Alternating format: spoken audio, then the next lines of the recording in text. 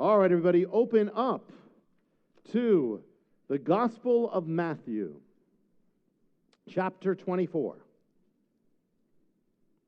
Matthew 24, verse 3. Now, as he sat on the Mount of Olives, the disciples came to him privately, saying, "Tell us, when will these things be? And what will be the sign of your coming and of the end of the age?" Yeshua, Jesus answered and said to them, "Beware that nobody deceives you. Many will come in my name, saying, 'I am the Messiah,' and will deceive many. And you'll hear of wars and rumors of wars.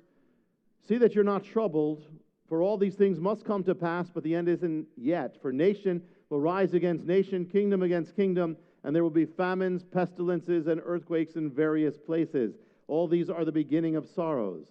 Then they'll deliver you up to tribulation and kill you. And you will be hated by all nations for my name's sake. And then many will be offended and betray each other, will hate each other. Then many false prophets will arise to deceive many. And because lawlessness will increase, the love of many will grow cold. But he who endures to the end will be saved. And this gospel of the kingdom will be preached in all the world as a witness to all the nations, and then the end will come. Therefore, when you see the abomination of desolation spoken of by the prophet Daniel standing in the holy place, whoever reads, let him understand.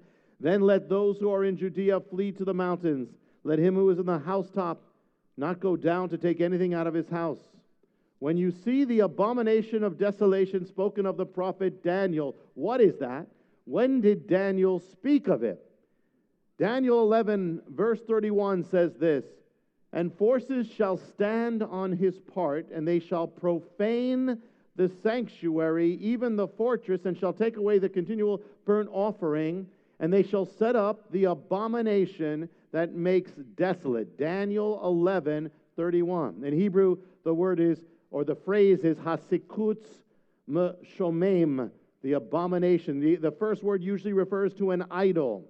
Daniel 12, verse 11 says this, the last chapter of Daniel, "From the time that the continual burnt offering shall be taken away, and the abomination that makes desolate set up, there shall be 1,290 days." After Daniel wrote that, and after the completion of the Old Testament or the Hebrew Scriptures, before the New Testament happened, something happened in Jerusalem. The temple of Jerusalem was desecrated by Antiochus Epiphanes, the Syrian Greek king. He entered the temple, he slaughtered a pig, defiled it with pig's blood, and set up an idol on the altar of God.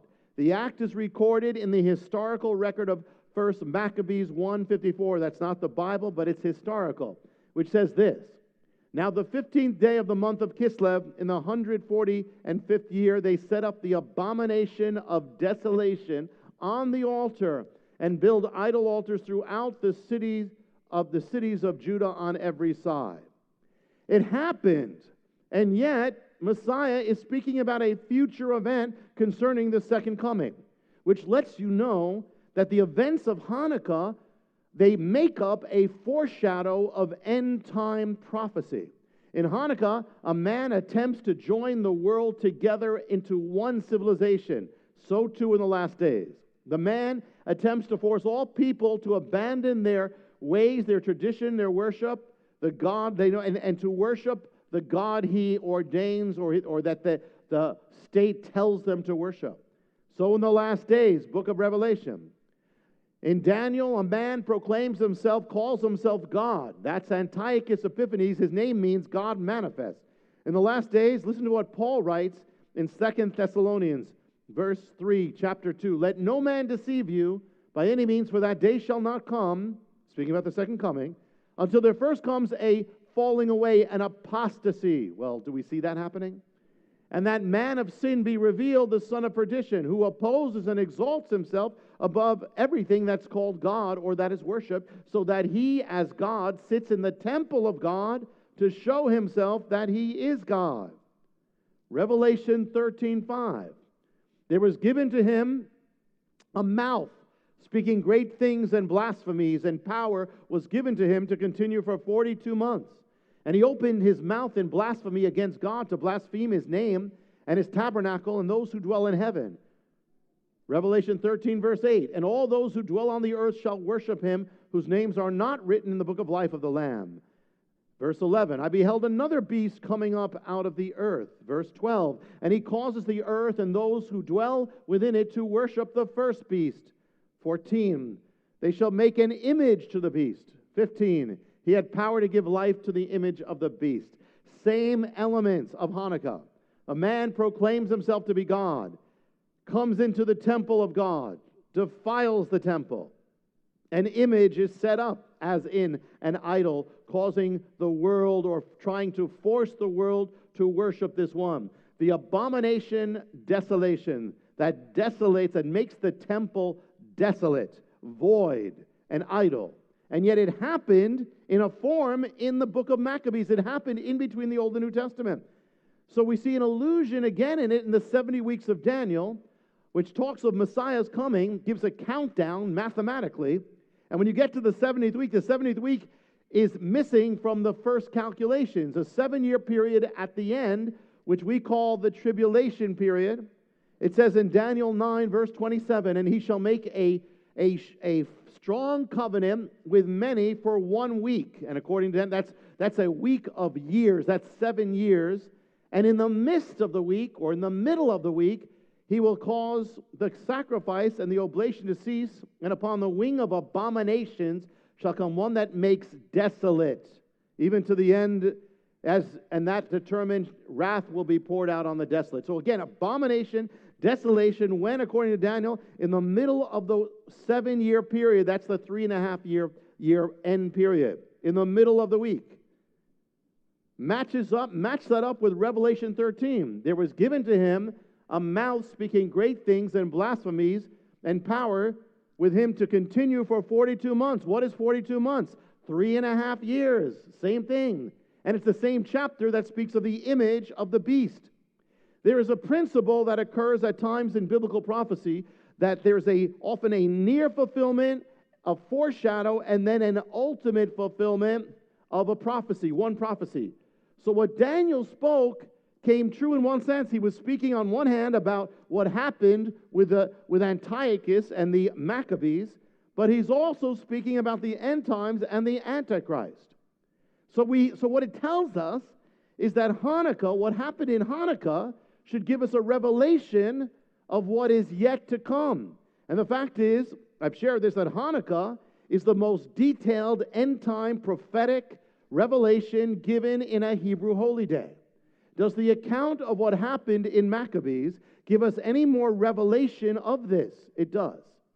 2 Maccabees verse 6 identifies the desolation, it was an idol to a Greek god, and the Greek god was the god Zeus. Zeus, the king of the Greek pantheon of gods, an image of Zeus defiled the temple. The temple of God in Jerusalem became the temple of Zeus, a pagan temple. And the record goes on to say how pagans filled the temple with drunkenness and immorality and prostitutes. It became the temple of Zeus. And with this came a war on God across the land. It says they set up idols all over the land. They persecuted God's people in the name of Zeus across the land. It was a war of Zeus and the Greek gods against God. They said if you observe the law of God, the Torah, you would be killed. If you observe the Sabbath, you would be killed. They burned the scrolls of God. A war of Zeus against God. What do we know about Zeus? Zeus was the chief of all god of the Greek gods, and his myth goes like this.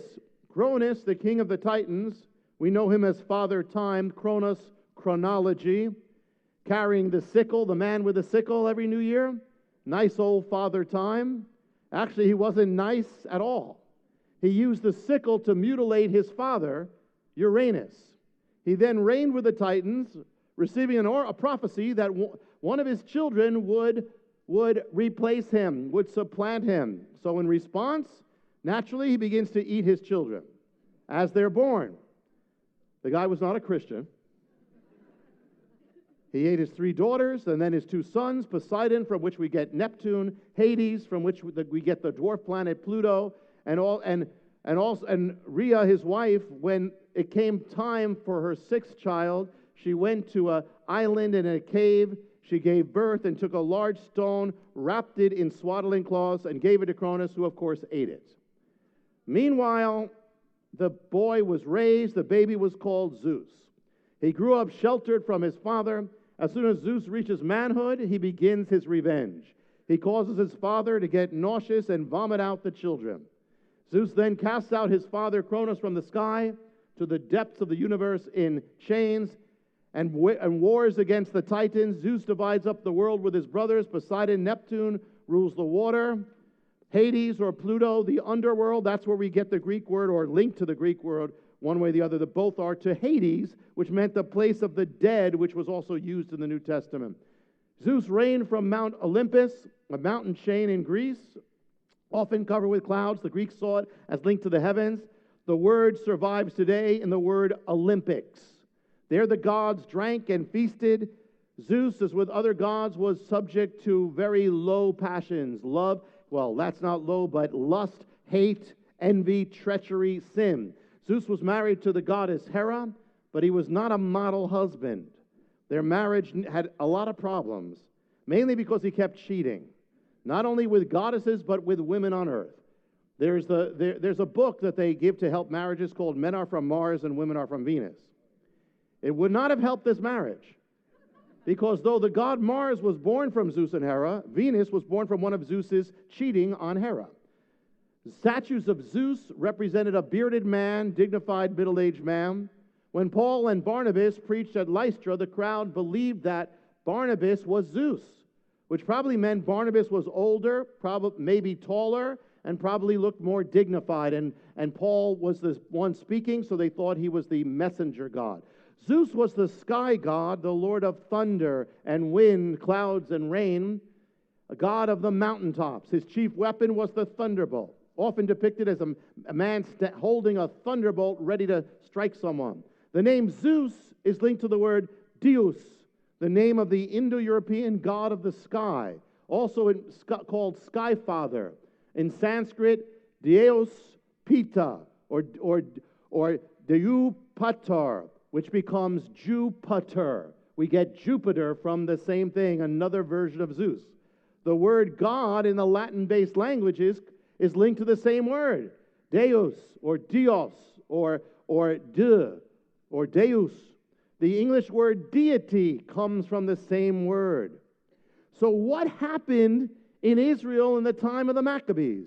A war breaks out of the gods, of the Greek gods against the living God. A war of the god Zeus against God. Zeus was the epitome of everything Greek. Greek culture, Greek religion, the head. So to the people of Israel, Zeus represented everything Greek, which was advocated as the way of enlightenment, the way of knowledge. It was the newest thing. It was the way to go. It was modernism, that which freed you from the old ways. In this case, it was the temptation to abandon the God of your fathers, the worship of God and the ways of God. Zeus represented the sensual. You could see his image, you could touch his statue, unlike the God of the Bible, who was unseen. Zeus warred on the spiritual. He tempted with the material, the tangible, to abandon the spiritual. Zeus was the god also, he was a god of sexual immorality, the god of adultery, fornication. The ways that was advocated in much of Greek culture often involved sexual immorality. Even their worship involved often sexual immorality. As the temple of Jerusalem was now filled with prostitutes, to them that was holy. For the people of Israel, Zeus was the new morality, to temptation, to abandon holiness for sexual impurity, to tell them that their old ways were rigid and constricting, to abandon this for the sensual, the pleasure. The new morality glorified man. Man was the center, not God. It glorified the human body. Athletes walked around naked, nudity. And the Greek morality included homosexuality. The myth of Zeus not only involves adultery, but at least one myth involves him with homosexuality. For the people of Israel, the principle or the spirit of Zeus was that of the new morality. Sensuality over holiness, sexual immorality over godliness, the material over the spiritual, and it comes in the guise of enlightenment And yet it's the spirit of apostasy, the spirit of desecration, seeking to cause the people of Israel to abandon the God of Israel.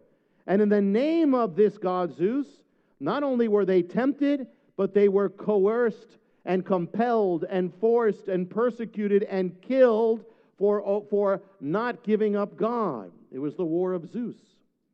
Now there was another war of Zeus against God, and it happened in AD 132. The Roman Emperor Hadrian renamed Jerusalem after Jerusalem had been destroyed, but then it went on the next century, called the city Aelia Capitolina, naming it after the Roman god Zeus, Jupiter or Zeus. Jupiter is a Roman name of Zeus. So he began to build a temple of Zeus or Jupiter on the Temple Mount. Again, the same war to defile the desecration of the temple, or even now the Temple Mount, the replacement of God with Zeus. And the result of this desecration was the Bar Kokhba revolt, one of the great wars and the great catastrophes in Jewish history. Zeus, again, against the God of Israel, and the result was 580,000 people, they estimate, were killed, Jewish people killed. The Emperor Hadrian banned the Hebrew calendar and banned the Torah, like Antiochus. And on the Temple Mount, it was like he's following in the footsteps. On the Temple Mount, he burned the scrolls of God's Word on the Temple Mount, as if he's following Antiochus. And as Antiochus, he erected on the Temple Mount a statue of Jupiter, an idol of Zeus, and a statue of himself. That kind of goes, just like Antiochus, it was about himself as well. And so he did something else as a result. In the war of Zeus, in the name of Zeus, he renamed the land of Israel, and he called it Syria Palestina, the birth of Palestine. In the war, the name Palestine was given to the land under the idol of Zeus, with its capital. So the land was called Palestine, and its capital city was the city of Zeus. Now, if Hanukkah is a foreshadow of the end times, and an abomination, this is a foreshadow of these things, then what does it reveal about the end times? It reveals that in the last days, there will be in some form the principle of Zeus, or what Zeus represented, the spirit of Zeus, which is what? It is this. It's the advocating of a new morality, which is propagated as the way of enlightenment and the way of knowledge, which tells you to abandon the old ways. In this case, the temptation to abandon God, the worship of God, the ways of God, and the Word of God. You can see it now. In our culture, in our government, in our legal system, in our television set, in our school system, in America and the Western world, it reveals something. Hanukkah's revealing something. In the last days, this spirit will represent the sensual. It will war against the spiritual. It will tempt with material things, with material things replacing the spiritual, an overload of images, an overload of sensations, of data to drown out the spiritual with God. The spirit will be a spirit of sexual immorality, adultery, fornication. It will tempt towards immorality. It will tempt God's people to abandon holiness and join in. It will say that the ways of God are rigid, constricting, abandon His word. It will glorify man, the human body. Does this sound familiar? It will cause images of nudity to proliferate. It will endorse homosexuality. Sensuality over holiness, the material over the spiritual. In the guise of enlightenment, it is the spirit of apostasy, the spirit of desecration, seeking to cause the people of God in the last days to abandon God's ways and to seduce them, and not only seduce them, but if not that, to coerce them, to force the people of God to abandon the ways of God and worship other gods and endorse abomination. Just as right now there are Christians being judged guilty by the state, I shared on Friday, for not endorsing immorality. And the state and the culture seeks to force them to do so. Same thing, the spirit of Zeus sought to force Jewish people to worship and to offer sacrifices to idols. It is ultimately the spirit, in the end, after seduction comes persecution. If it cannot seduce, it will keep It will seek to silence, to stamp out, to declare illegal, and to destroy. This is what Hanukkah reveals about the end times, the spirit of Zeus happening in our midst. In end-time prophecy, Europe holds a key place. Europe is the place of Rome. And Rome appears again in the book of Revelation, the city of 7 hills. That's Rome. And in Daniel and Revelation, a resurrected Roman Empire world state. In the book of Revelation, a stunning image appears in Revelation 17. So he carried me away in the spirit, in the wilderness, and I saw a woman sitting on a scarlet beast, which was full of names of blasphemy, having 7 heads and 10 horns. The woman was arrayed in purple and scarlet and adorned with gold and precious stones and pearls, having in her hand a golden cup filled with abomination and filthiness, the filth of her fornication. And on her forehead was a name written, Mystery, Babylon the Great, mother of harlots and of the abominations of the earth. And I saw the woman drunk with the blood of the saints and with the blood of the martyrs of Jesus. When I saw her, I marveled with great amazement.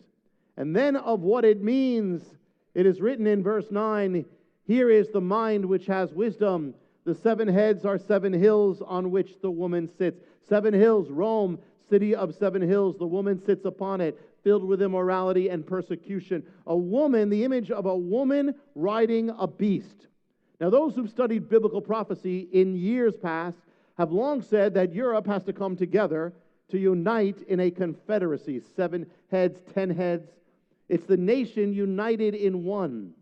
The beginning of the European Union happened in the year 1948. The same year that Israel comes back, Rome starts reviving.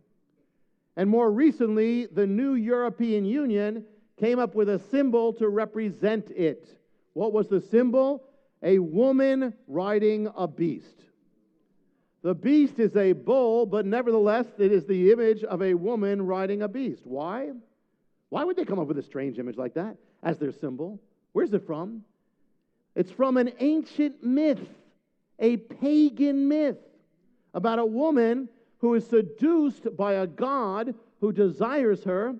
So the god takes the form of a beast and carries her away, and it's often called her seduction. What god is it that takes her away in the form of the beast that seduces her? The god is Zeus.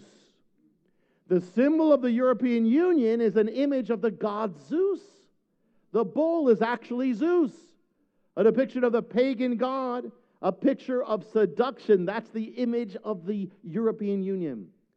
What does that have to do with the European Union? Why? The woman's name in the myth, her name is Europa. And it's not a coincidence the name Europe comes from we call it Europe, Europa. It actually comes from that woman. The name Europe comes from a pagan myth that involves Zeus. The very identity of Europe comes from this pagan myth about the seduction from Zeus. The very identity of Europe comes from that image. So it's interesting, as Europe is throwing off its Christian bearings, it reverts to the pagan.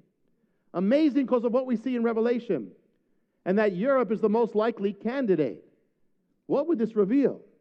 What that picture would reveal, a civilization that's seduced, taken away from something else. Europe is a civilization that once knew God. A civilization, it's a picture of it being abducted, being seduced by a god, a spirit, seduced to follow another god, the god of that Europe had once known, the God of the Bible, to a false god, a false deity. And there's the link between the end times, the book of Revelation, and the abomination.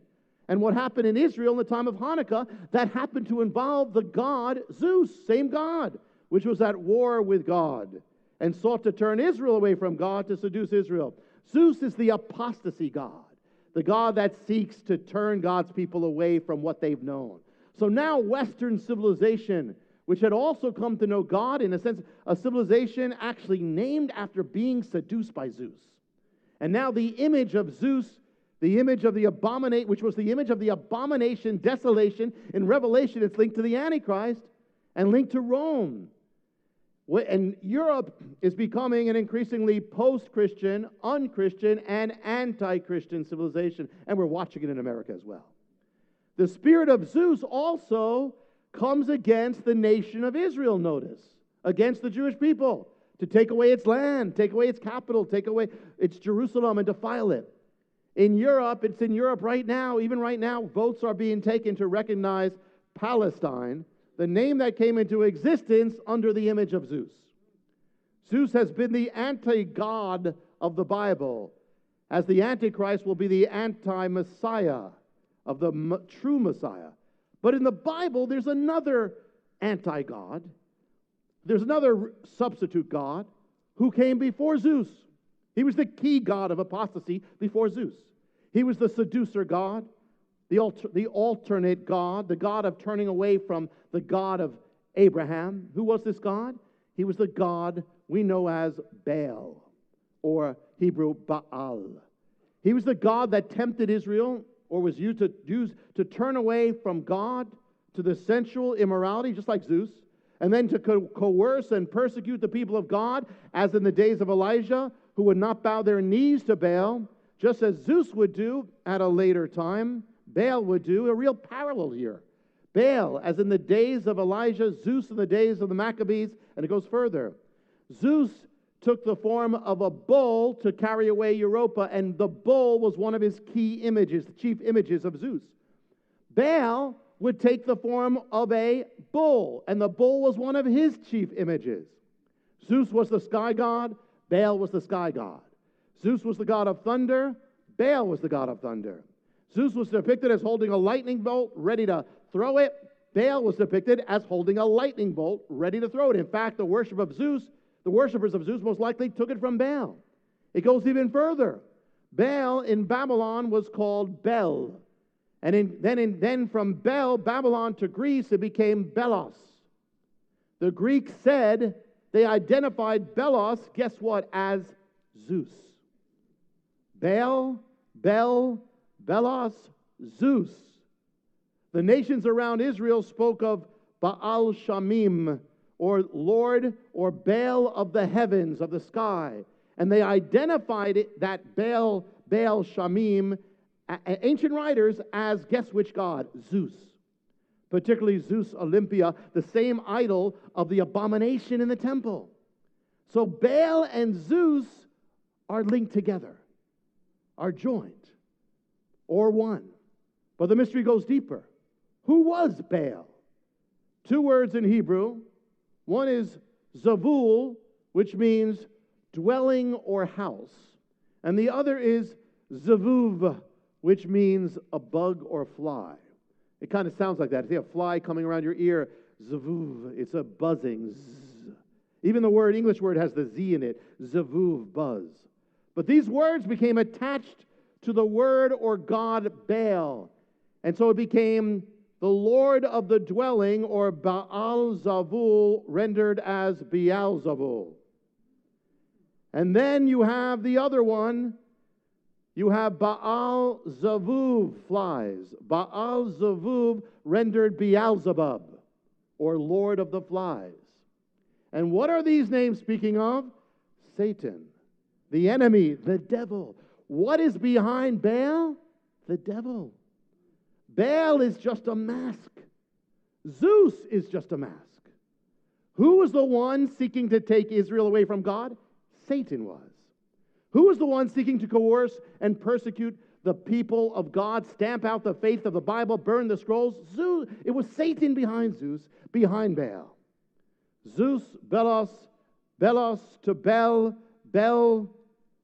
Belos to Zeus, and to Satan.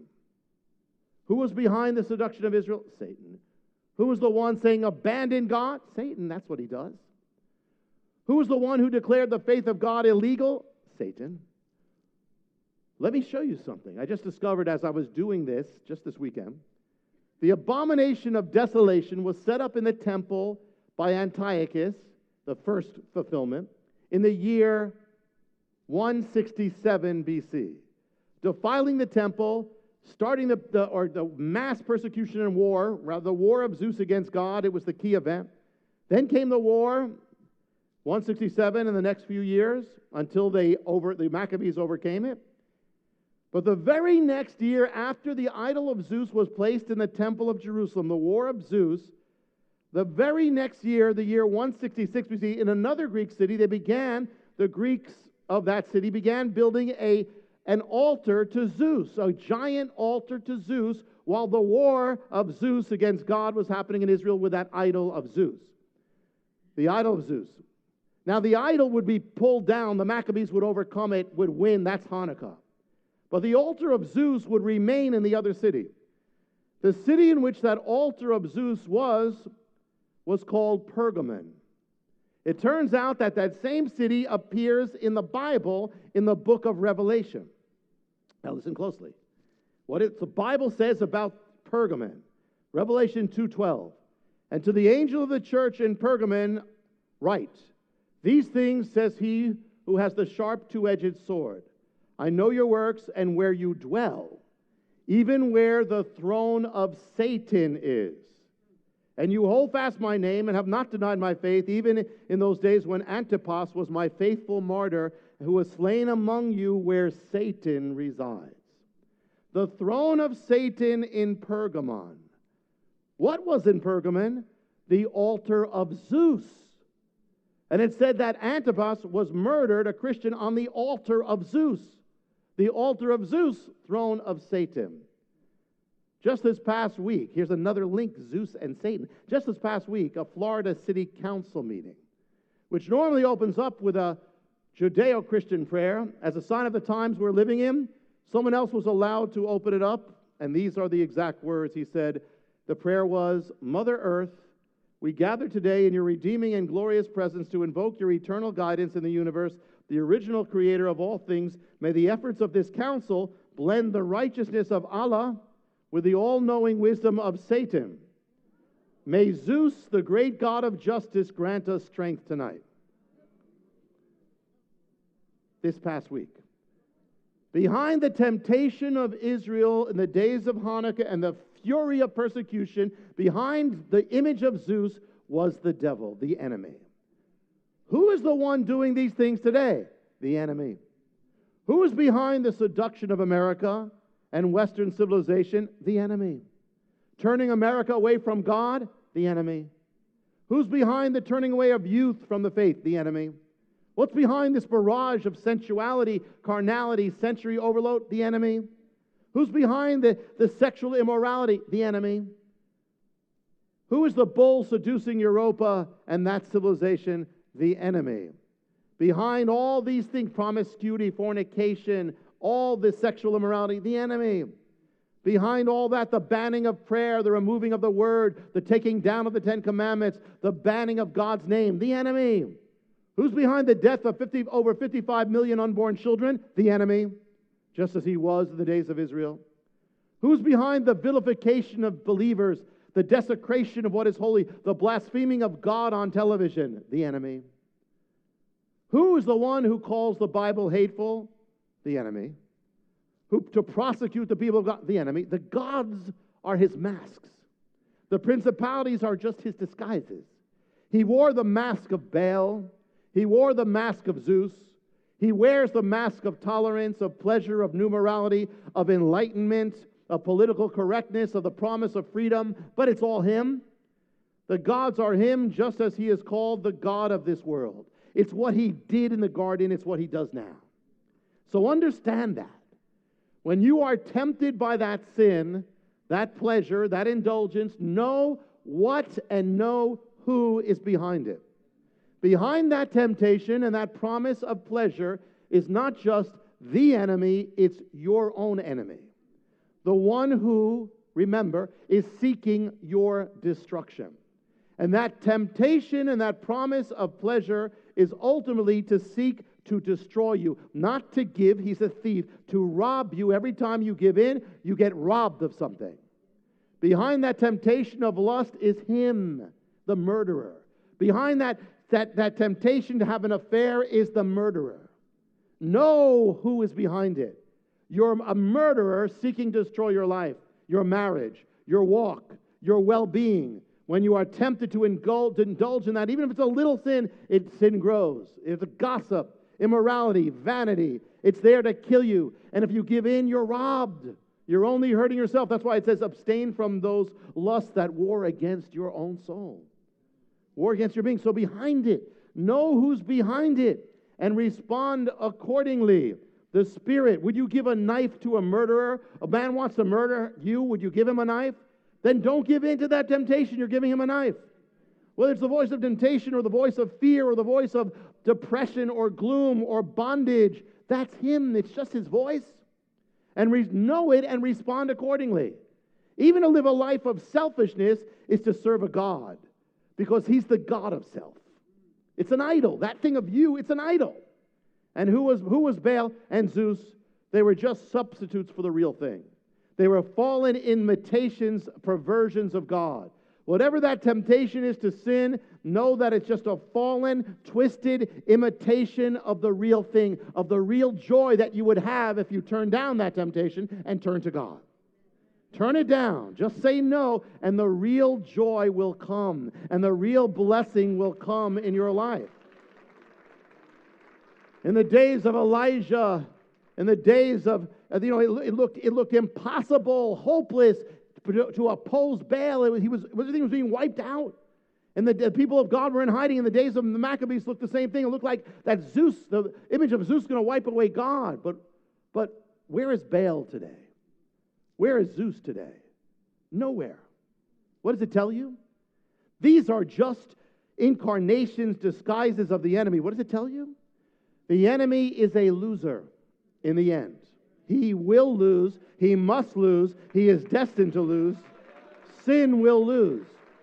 Evil will lose. That evil, that bondage is destined to lose. That sin in your life is destined to lose if you go with God. So don't give up.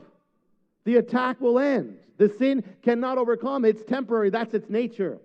Sin cannot overcome. The darkness cannot in the end win. But if you will stand with God and walk with God and fight with God, you will overcome and you will win. The Maccabees pulled down the image of Zeus. They reconsecrated the temple, thus Hanukkah. You do the same. That's when the blessings came back to the temple. Pull down that idol, pull down that temptation, pull down that fear, that voice, that thing, smash the idol. Become against that sin in your life. Make war, declare war on it. Because it's against you. It's to destroy you. And it's keeping you from the blessing.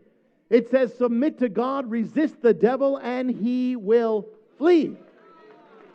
And then reconsecrate your temple, the temple of your body, the temple of your mind, consecrate it to God, the temple of your emotions, consecrate them to God, the temple of your life, to live all out for his will and his glory. That's it. And God will relight.